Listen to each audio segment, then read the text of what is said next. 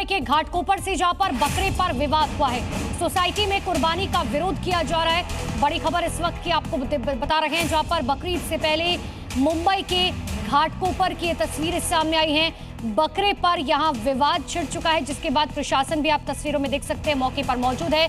Society में कुर्बानी का विरोध यहां हिंदू लोगों की तरफ से किया जाता है। हिंदू संगठन ने साफ तौर पर कहा कि सोसाइटी के अंदर कुर्बानी अलाउ नहीं किया जा सकता। बच्चे बुजुर्ग यहां पर रहते हैं और खुले में कुर्बानी अलाउ नहीं की जा सकती। कुर्बानी का विरोध यहां पर किया जाता। तो तस्वीर आपके सामने। इस विवाद के बाद किरीट सोमैया वहां पर पहुंचे, उन्होंने लोगों से बात की। प्रशासन भी वहां पर मौके पर पहुंच चुका है और बकरे को लेकर यहां विवाद छिड़ गया।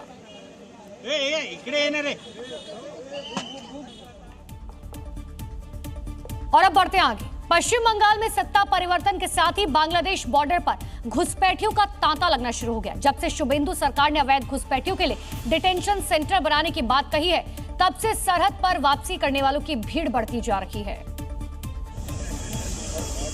टीवी स्क्रीन पर चल रही ये तस्वीरें नॉर्थ 24 परगना के हकीमपुर चेक पॉइंट्स के पास की है, जहां सैकड़ों की तादाद में लोगों की भीड़ जुटी हुई है।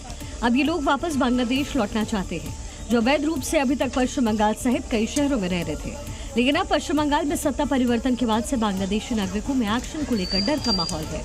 वहीं इसी बीच सीएम शुभेंदु अधिकारी ने भी बांग्लादेशी नागरिकों को देश छोड़ने की नसीहत दे डाली। देश के रुपया में खाना खाएगा, कपड़ा देगा, मेडिसिन देगा, एक दामाद है ये लोग। जल्दी जल्दी भागो, जल्दी जल्दी भागो, नहीं तो जो करना है सरकार करेगा।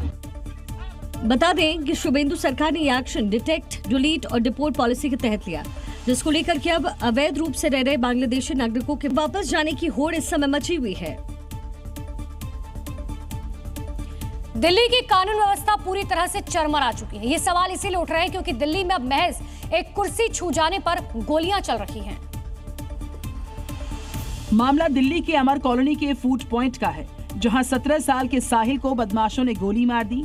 ये घटना उस वक्त हुई जब साहिल अपनी महिला मित्र के साथ खाना खा रहा था। वारदात को अंजाम देकर आरोपी फरार हो गया, जिसका सीसीटीवी फुटेज सामने आया, जिसमें आरोपी गोली मारकर भागता नजर आया, जिनके चेहरे पर न तो खौफ था, न ही कानून का डर था। 17 साल के लड़के को, जो अपनी दोस्त के साथ, जो कि दोनों स्कूल में पढ़ते हैं, वो यहाँ पर आए थे, कुछ खाने पीने के लिए आए थे। लेकिन उसी दौरान 3 ऐसे लोग थे जिनके पास वेपन था और छोटी सी बात पर उन्होंने वेपन को निकाला और पॉइंट ब्लैंक से गोली मारी है।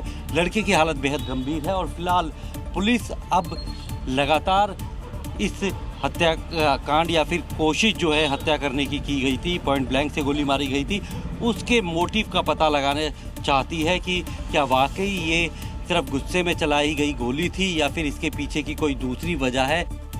गोली चलते ही इलाके में सनसनी फैल गई। घटना की जानकारी मिलने के बाद पुलिस पहुंच गई, जिसके बाद इलाके को सील कर दिया गया। पुलिस की कई टीम सीसीटीवी फुटेज के आधार पर बदमाशों को तलाश रही हैं। खून से लथपथ साहिल को तुरंत मूलचंद अस्पताल ले जाया गया, जहां उसकी हालत नाजुक देखते हुए उसको एम्स के ट्रॉमा सेंटर रेफर किया गया। साहिल की हालत बेहद गंभीर लेकिन फिलहाल स्थिर है।